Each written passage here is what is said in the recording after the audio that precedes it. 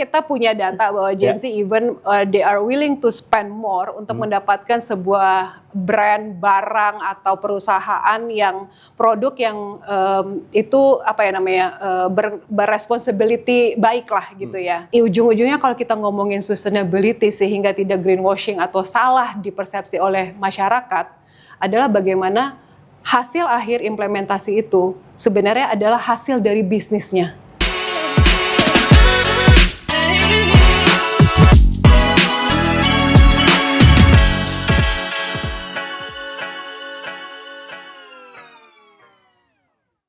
Selamat datang kembali di Agency Ways A to Z. Kali ini bareng gue Raffi. Kita akan bahas dinamika agency dari A sampai Z seperti judulnya. Dan kali ini gue gak sendirian. Kali ini kedatangan Kak Shirley Tangkilisan sebagai Managing Director dari Burson Indonesia. Welcome to the show, Kak Shirley. Welcome, thank you Kak Raffi. Halo marketers, ketemu lagi. Dan topik yang akan kita bahas kali ini penting banget. Bahkan sangat eksistensial gitu. Jadi stay tune, nggak akan berat-berat banget tapi penting. Gitu. Cuman aku mau mulai dengan pernyataan, abis itu pertanyaan. Aku merasa bahwa semakin lama isu lingkungan semakin penting, semakin terasa di kita.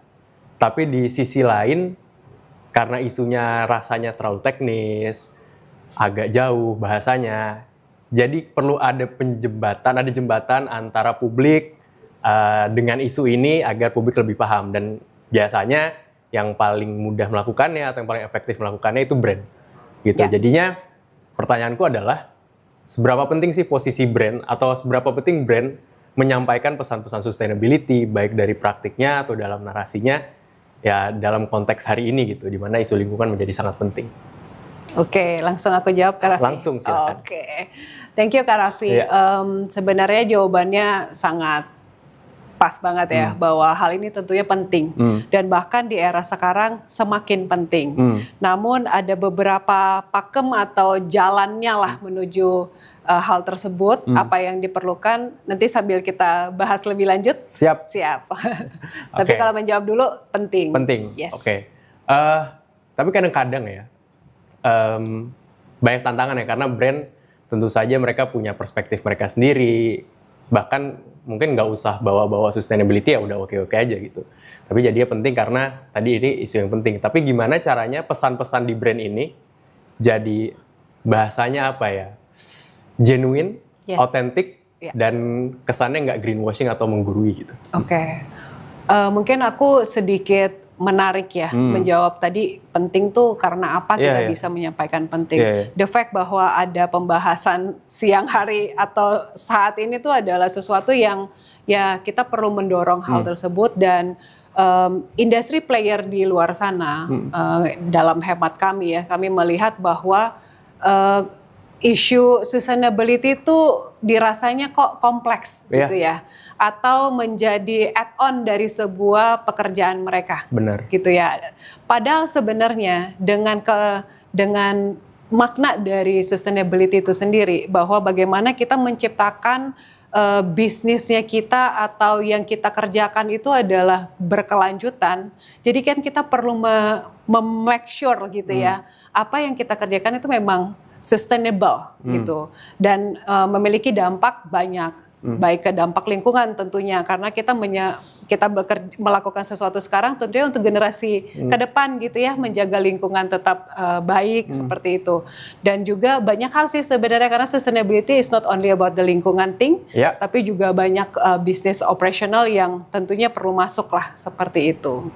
Kalau ya dari segi bisnis operasional mungkin apa ya, brand-brand apa yang melakukan itu dengan baik, karena kalau kita bicara brand, company ya nggak bisa dimungkiri dan emang nature-nya adalah for profit gitu, tapi kan harus menyeimbangkan juga. Nah biasanya menyeimbangkannya itu gimana, dan kita bisa nyontoh brand-brand apa sih yang udah melakukan ini dengan baik gitu. Oke.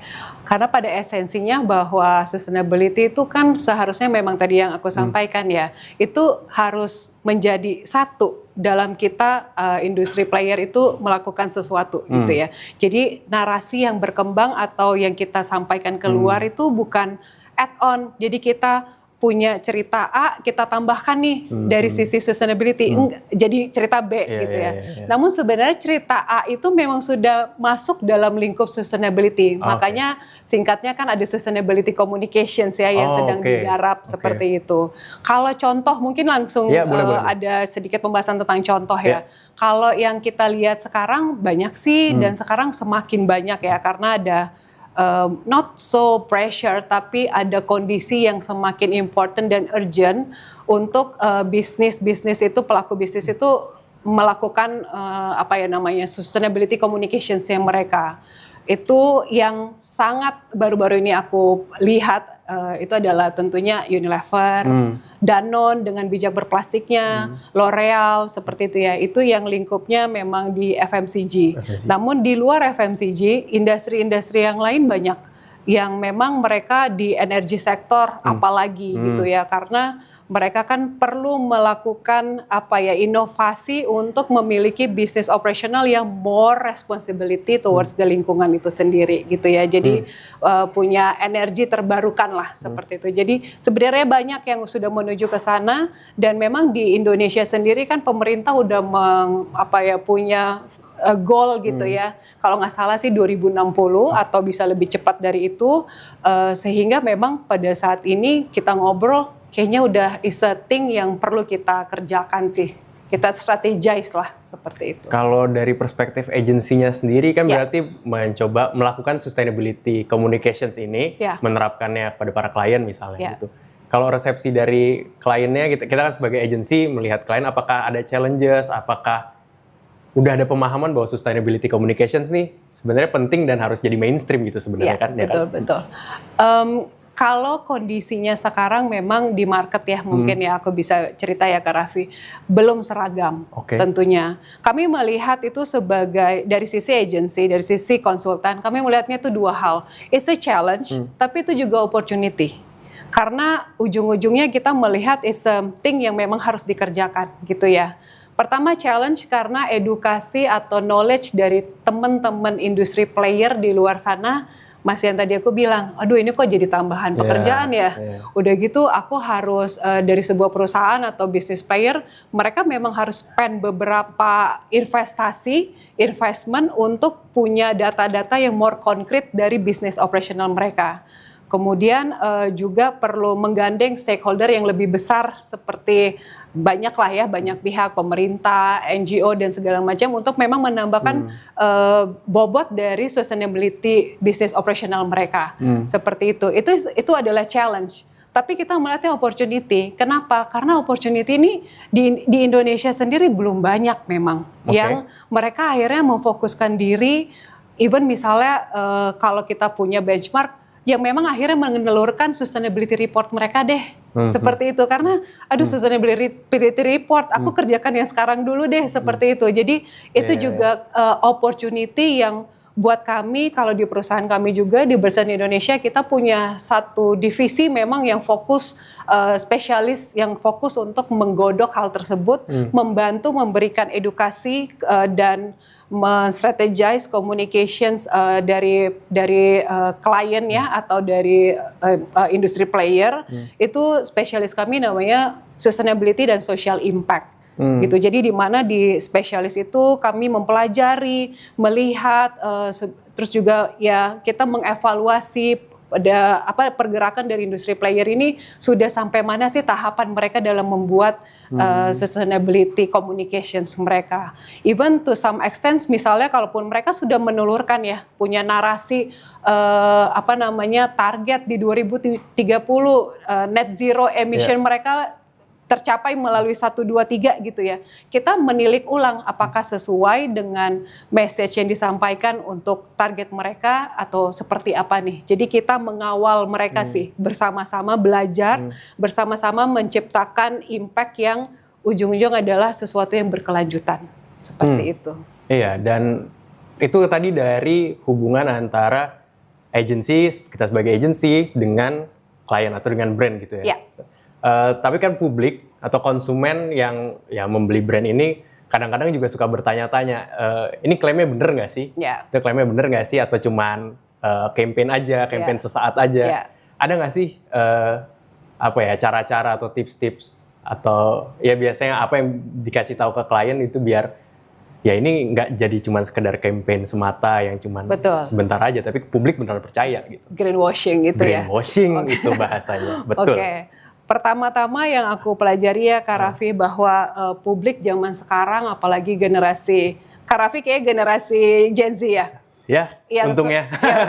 Ya memang kita punya data bahwa Gen Z even they are willing to spend more untuk mendapatkan sebuah brand, barang atau perusahaan yang produk yang itu apa ya namanya berresponsibility baik lah gitu ya.